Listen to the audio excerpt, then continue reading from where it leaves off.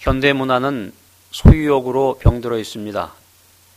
부에 대한 욕심은 우리들의 그 삶의 진실과는 어떻게 보면 동떨어진 병과 같이 되어버리고 말았는데요.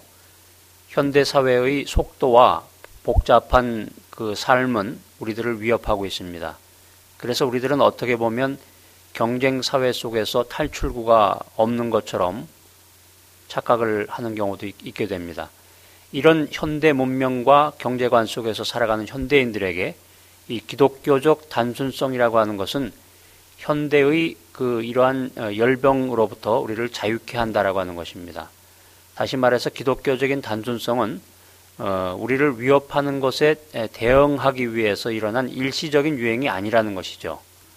또한 그 비대해진 전문 관료 집단에 대한 그 회의로부터 비롯된 것도 아니라는 것입니다. 기독교적인 단순성은 모든 그리스도인에게 주어진 소명이다라는 것입니다. 단순성에 대한 증거는 성경의 전통에 깊이 뿌리 박혀 있고 예수 그리스도의 삶에 가장 완벽하게 나타나 있다라고 하는 것입니다.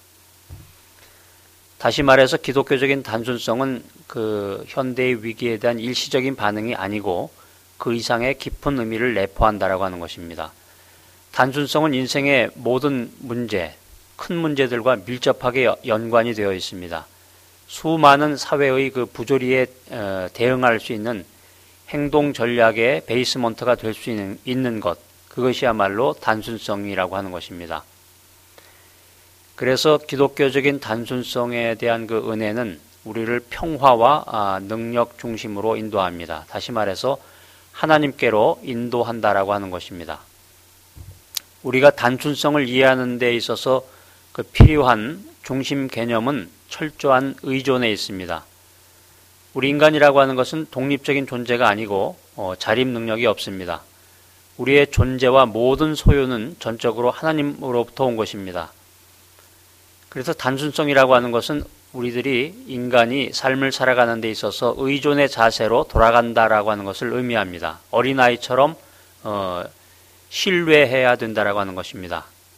우리가 잘 아는 그 아시시의 성자 프란시스는 기독교적인 단순성에 대한 모델입니다.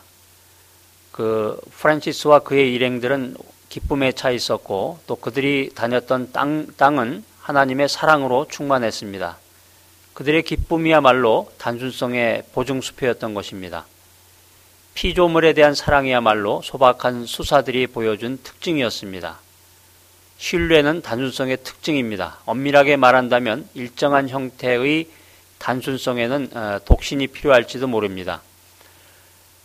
프란시스가 독신이 아니었다면 과연 그런 삶을 살 수 있었을까 이렇게 생각을 해보게 되고 예수님도 마찬가지였습니다. 우리가 진정으로 프란시스와 같은 삶을 살 수는 없지만 단순성으로부터 기쁨을 얻어야 하는 것입니다. 17세기의 퀘이커 교도들 사이에서 강력한 형태의 그 단순성이 완성됐다라고 하는 것입니다. 그들은 그리스도의 음성에 순종하고 듣고 순종하는 삶을 살았는데 그들의 그 설교를 한 문장으로 나타낸다면 그리스도는 자기 백성을 친히 가르치러 오셨다라는 것입니다. 그래서 그 퀘이커 교대들은 그 옷차림으로 그들의 단순성을 나타냈는데요. 당시 성행하던 그 패션을 거부하고 유행과 패션을 거부하고 단순한 복장을 즐겨 입었다라고 하는 것입니다. 또 정직하고 순전한 그 언어 생활을 통해서도 단순성을 나타냈습니다. 그래서 그들은 철저히 거룩한 순종 가운데서 살았다는 것입니다. 행동화된 단순성에 대한 예를 한번 살펴보겠는데요. 가난한 자들을 향한 봉사나 사회정의의 운동에서도 우리 그 기독교적인 단순성의 그 샘플들을 우리가 찾아볼 수 있습니다.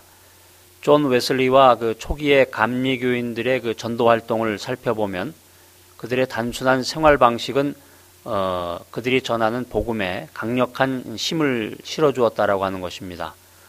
존 웨슬리는 자신이 죽을 때 자신의 재산이 10파운드를 넘으면 자기를 도둑놈이라고 불러도 좋다고 사람들에게 공개한 바가 있습니다. 또 브레이너드라고 하는 사람은 극도로 단순한 삶과 아프리카 인디언들에게 전도한 그런 삶으로서 우리들이 감명받고 있는데요. 명예라든가 사치 같은 것은 그런 사람들하고는 동떨어진 것이라는 이야기죠. 다른 쪽에서 살펴보면 단순성은 사회정의 운동에서도 강력한 힘이 되었습니다. 리빙스턴은 개척 선교와 함께 이런 말을 했는데, 세상으로 터져버린 상처가 된 아프리카 노예 매매 철폐를 위해서 그가 헌신하고 노력했던 그런 사회정의 운동 속에서도 단순성이 표현이 됐다라고 하는 것입니다. 그래서 내면의 영으로나 외적인 생활을 통해서 리빙스턴은 단순한 생활을 했다라고 하는 것입니다. 그리고 아프리카의 무력한 사람들, 힘이 없는 사람들을 위해서 헌신하고 봉사했다라고 하는 것입니다. 그래서 지금까지 살펴본 사람들의 그 특징은 내면적인 그 단순성뿐만이 아니라 외적인 생활 방식에 있어서도 단순성을 나타냈다라고 하는 것인데, 구약에 보면 그 단순성의 통찰을 한마디로 철저한 순종이라고 표현하고 있습니다. 아브라함이 이삭을 바치라는 명령을 받았을 때 단순성에 대한 그 극명한 그 노출이 일어나게 되는데, 하나님은 말씀하셨고 아브라함은 순종했다라고 하는 것입니다. 이 상황에서 아브라함이 잔꾀를 부려서 긴급한 대책을 세웠던 것이 아니고 조건을 달거나 구실을 달지 않고 철저한 순종의 모습을, 단순성의 모습을 가지고 하나님께 나아갔다라는 것을 우리들이 알 수 있습니다. 아브라함의 그 삶을 한마디로 정의한다라고 하면은 그것은 순종이 되겠죠. 이 거룩한 순종이야말로 그 단순한 삶이 흐르는 그런 길이라고 하는 것이죠. 다시 말해서 철저한 순종이라고 하는 것은 하나님께 충성한다라고 하는 것입니다. 하나님께 헌신하고 하나님께 대한 믿음을 뜻하는 것입니다. 오늘날 우리가 삶을 살아가는 데 있어서 경제관 또 부에 대한 생각은 참 많이 변천되고 왜곡되어 있는 것 같습니다. 그래서 현대를 한마디로 부의 우상시대다 이렇게 이야기를 하는데요. 안식일에 쉬라고 명령한 제4계명을 정면으로 위배하는 시대가 오늘입니다. 조금 더 일하면 다른 사람들을 앞지를 수 있다라고 하는 그런 경쟁심, 그러한 긴박한 마음을 내려놓는 것이 현대의 삶에서 필요한 시대라고 생각이 됩니다. 우리가 성경을 통해서 예수님에게 초점을 맞춰보면 예수 그리스도께서 놀랍도록 단순한 삶을 사셨다는 것입니다. 그분은 하나님께 초점을 맞췄습니다. 하나님께 대한 예수 그리스도의 투명함이 모든 그의 삶을 지배했다라고 하는 것입니다. 그래서 우리가 그리스도를 따른다, 크리스찬이 된다, 믿음 안에 거한다라고 했을 때 그리스도를 따르는 자가 된다는 것의 그 진정한 의미는 단순성이라고 하는 것이죠.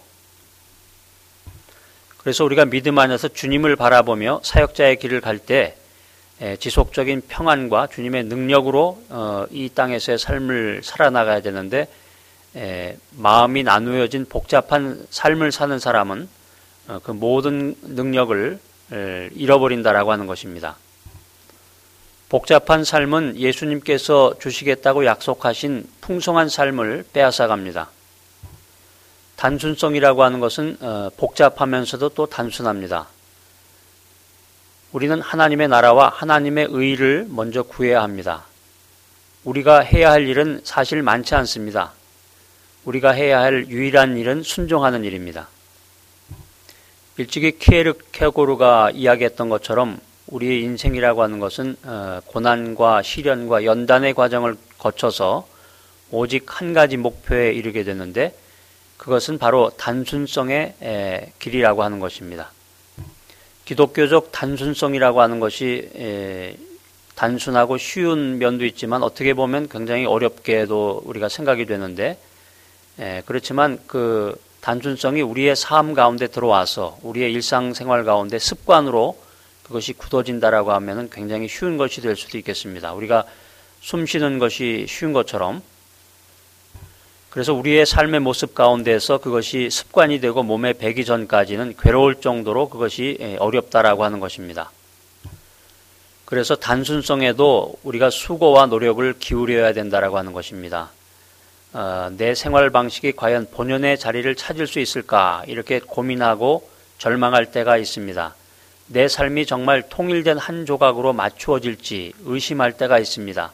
바로 그때 우리는 하나님 아버지께 마음에서 우러난 영광을 올려드리고 내가 한 일이라고 하는 것은 하나님으로부터 은혜를 받고 이 삶을 선물로 받은 것밖에 없다라고 하는 겸허하고 겸손한 마음을 가지고 단순성을 이루어갈 때 우리는 하나님이 우리에게 주신 그 모든 은혜와 그런 축복을 누릴 수가 있을 것입니다.